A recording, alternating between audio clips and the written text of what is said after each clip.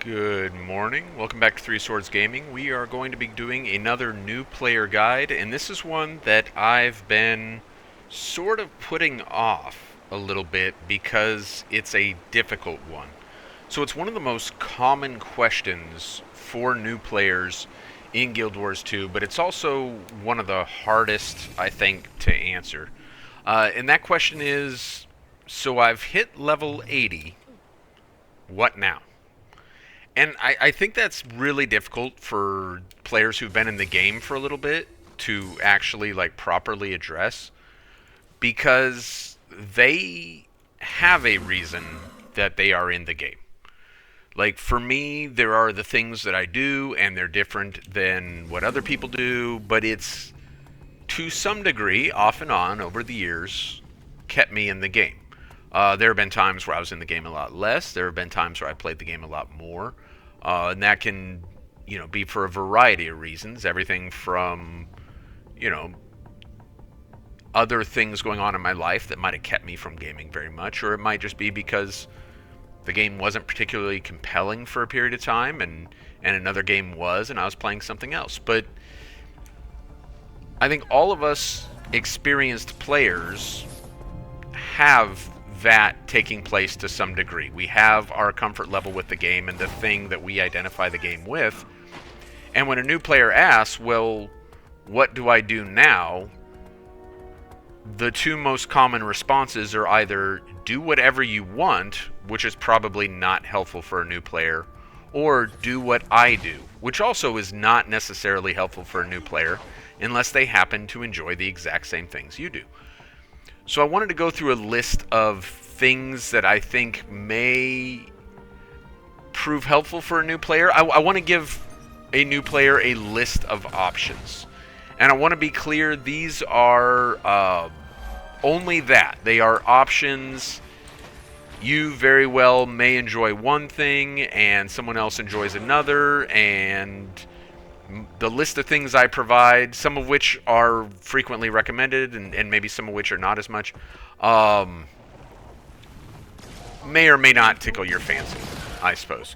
But let's go over that list. Let's talk about a few things. Once you've hit level 80, what are you going to do next? Well, the first thing I want to address is do the story.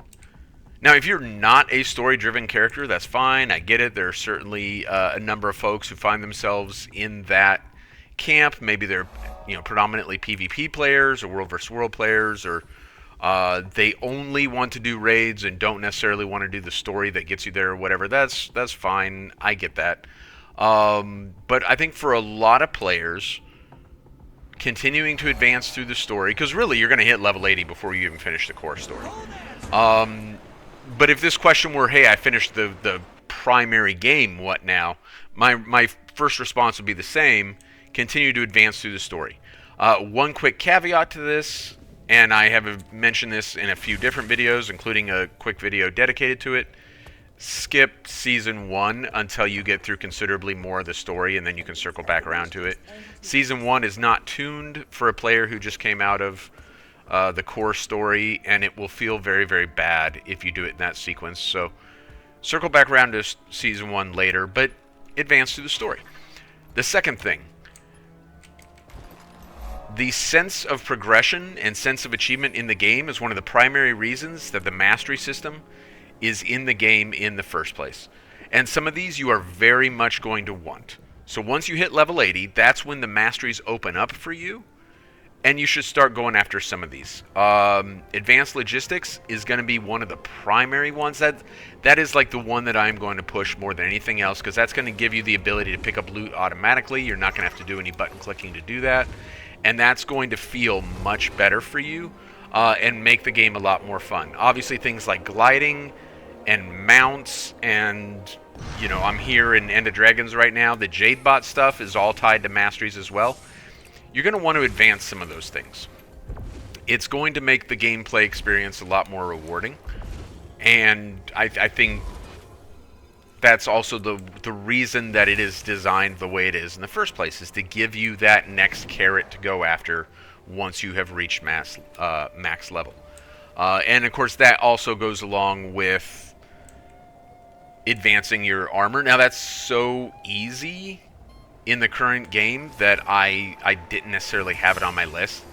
Like, you're going to get level 80, and then you're going to immediately go after Ascended Armor with the way Guild Wars 2 is currently set up. So I didn't even have max out your armor on my list. But it's important to note that as you pursue masteries, like that's going to be like a side thing you're also doing. You're probably going to do those two things concurrently.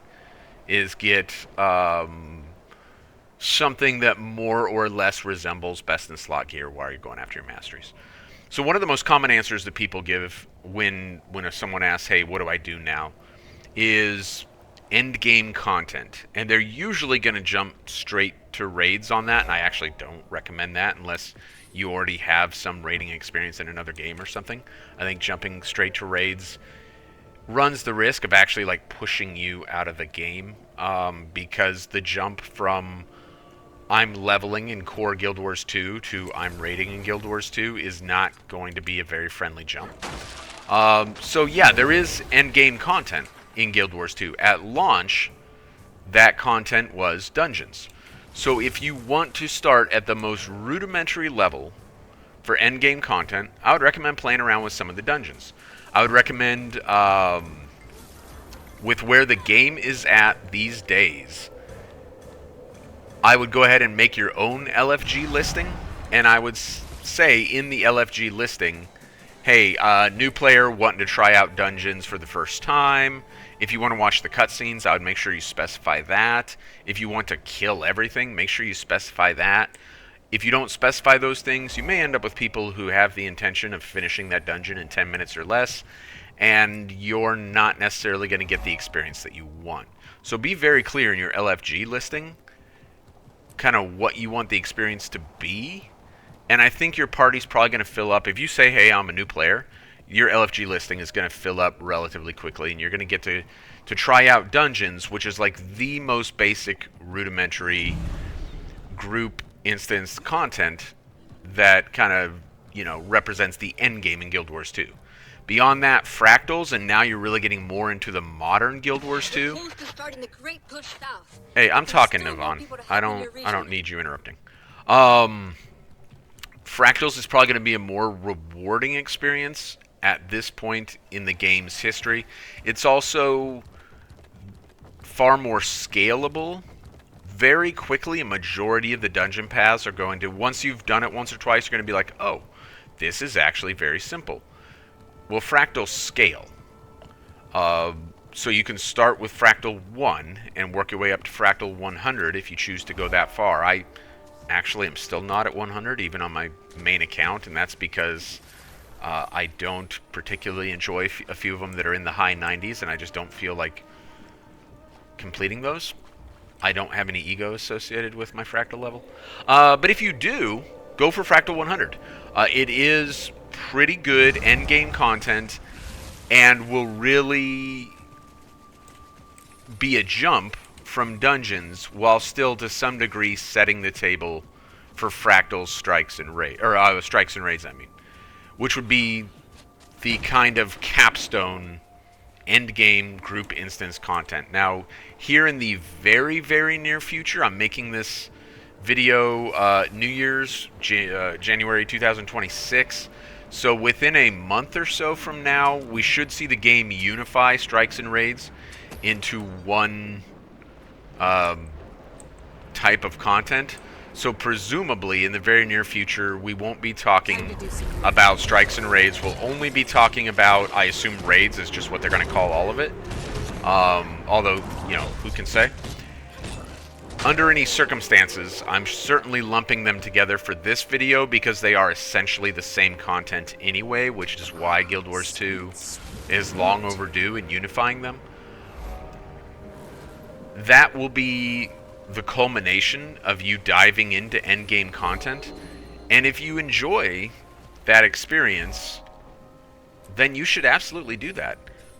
I don't enjoy it because I find it stressful. But I'm a very casual player, and if you want to go aggressively after the greater challenges in this game, that's where you're going to find them, is in strikes and raids. So beyond the end game content, there is still a lot of other things that can keep you motivated and keep you moving forward in this game. One of them is achievements. And if you're a new player entering the game now, you have so much to work on for achievements. And this can get you going on, or get you going. It can function as a carrot for you in this game for a long, long time. You got a lot of like story related achievements here. There's these general achievements. Where they go? Here we go. All kinds of general achievements to include some of the things that I've already talked about, like dungeons. Oh, okay, those are the repeatable ones. I was going to say, I thought I had everything there. I still have a couple weapons to finish getting kills on, and I've been in this game since the beta. Boss associated ones, a few of which I still don't have. All kinds of stuff. And some that are specific to game modes. You see, there's like a world versus world category. There's raids. There's everything. And you can start chasing all those different things if you're the kind of person who likes to see a number go up. There's a number associated with this, and you can work on driving that number higher and higher until it's reached a level where you are satisfied. And there are very small rewards, but there are rewards associated with making that number go up. So achievements definitely a thing. And also there are titles associated with that. At some point when titles started becoming like very common, when there was like a title for just about everything, I decided I had a personal policy of not actually having a title on my tunes. But if you like that, there's a million of those. And again, by game mode, you can go after that. So some of the titles are extremely difficult to get, and I do have a couple that are like relatively rare, but I don't have any of them associated with like PvP, for example. So if you are a PvP player, pursuing a particular PvP title might be something that you would find very rewarding, because that would be a chance for you to show other people just how proficient you are at that game mode or whatever. If ego is one of your motivating factors, and I don't think there's anything wrong with that, I just can't relate to it. But if ego is one of your motivating factors, there are ways of making yourself noticeable in this game and kind of feeding your ego in that capacity. If you're far more casual than some of the things I was just talking about, like achievements and endgame instance content, you may find something like map completion to be very relaxing. I actually do, particularly if I like have a busy work week, then the small amount of time I'm going to be spending in the game may very well just be doing map completion. I think for most players that is not the case, because it represents a certain kind of grind, right? But I do think there is a type of player that enjoys just a small amount of progression achieved within a small time in the game. And map completion is one of the things that can offer that. So on this character right now, I'm at... Oh, no, that's for Dragons. Where is the rest of... Why is that not appearing? Well, that's alright. We can see it on the login screen, too. That's really weird, though, that it only shows... Is that an End of Dragons thing that only shows the current map and doesn't show the world map? Super weird, man. If you're in Corteria, it will show you your world progression when you go to the map. Or am I insane and it doesn't? Yeah, it does. Look at that. Okay. For whatever reason. So this character is only at 8%. And truthfully, to get to 9%, I would only have to do a few things here in Mount Maelstrom. I could come down here and get the heart and this waypoint, a few other things, like and just kind of work my way over to the edge of the map. And by the time I kind of worked this corner right here, I would be at 9%. And that might only be 20 minutes of gameplay. So if you're someone who enjoys a little bit of grinding but doesn't have a lot of time, and you're just looking for a little sense of achievement in a limited amount of time, then map completion can absolutely be something that you may find rewarding, ticking away on a long-term goal, which would be to reach 100%. And because I do find this kind of rewarding, I've reached 100% on like 15, 16 characters now. And presumably there will be a number more, because it's something I do fairly regularly. It also feeds into the next thing I was going to mention. If you like long-term goals, and again, this is actually, people tend to think of this as like a hardcore player thing, but I actually think this is great for relatively casual players who want like a very long-term goal. And this is probably slightly more mature players, because I think immature players don't have this kind of patience. If you want to work on something for 4 months, 6 months, 8 months, a year, start working on a legendary a tiny bit at a time. Don't rush it. Rushing legendaries is something that causes players to... It is actually a well-known phenomenon that players will rush a legendary, finish it, and stop playing the game. Because they burn themselves out in the process of achieving that goal, and then once they've achieved it, they're like, well, I guess I'm done. Because they don't want to go through that again. Well, I wouldn't want to go through it again either if I was pushing really, really hard to achieve that goal. But if you just chip away and do a little bit at a time, and you genuinely work on that legendary for like 8 months or more, then it's not going to be a punishing experience, and you will be happy when you finally get the thing. I don't know how many I have. There was a stretch of time, a 4 or 5 year stretch, when I just made a point of doing one legendary a year, but I stopped doing that a few years back.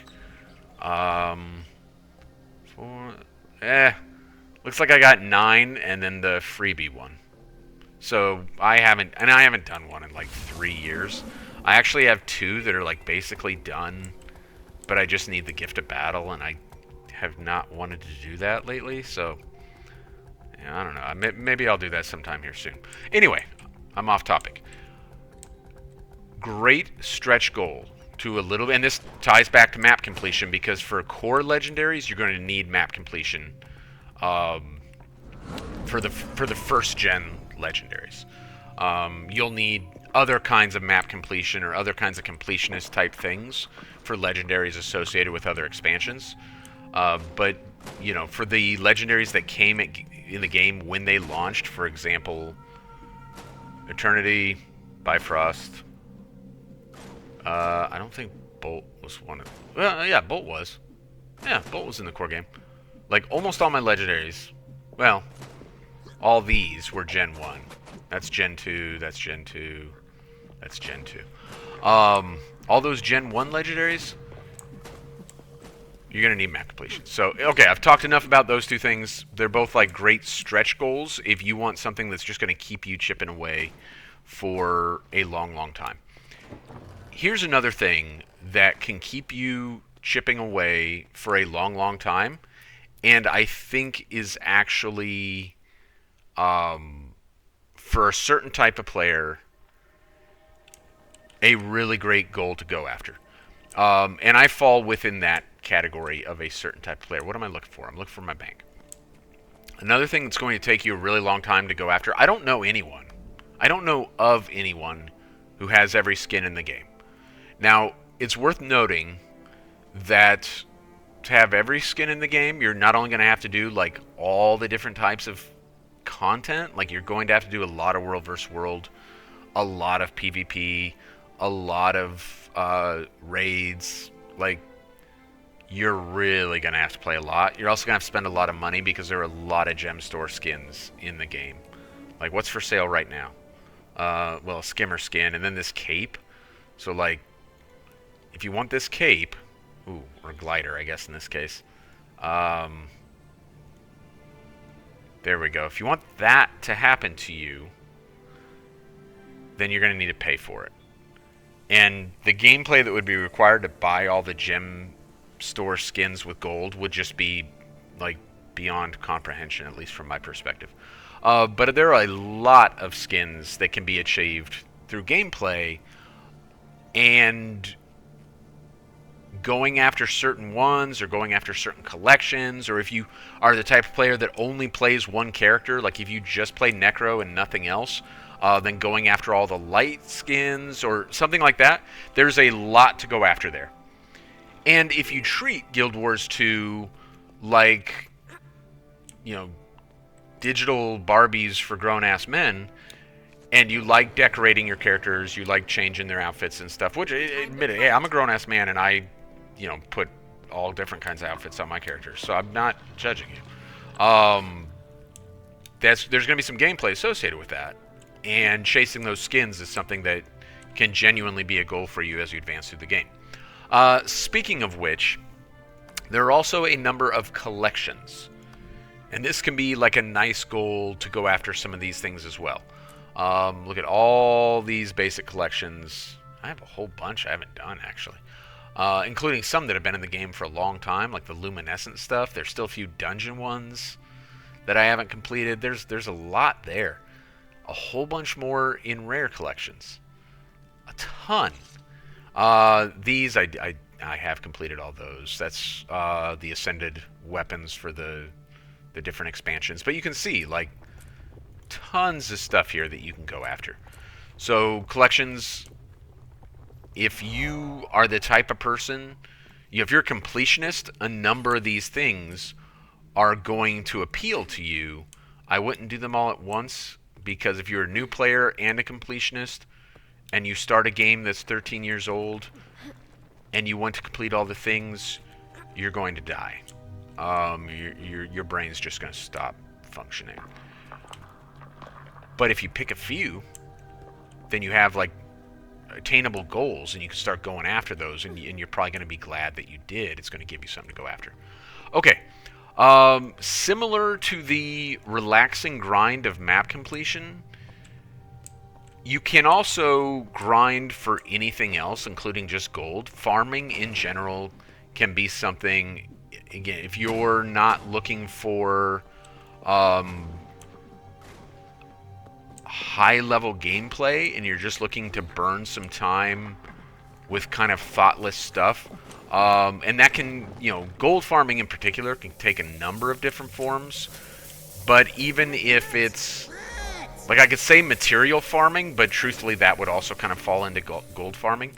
But all of this, like, is more than adequate for burning some time. You can set goals there. You can say, hey, I'm going to burn 500 gold, or I'm going to farm 500 gold. I'm going to farm 1,000 gold. I'm going to farm 2,000 gold. I don't think I've ever had 2,000 gold, to be honest with you.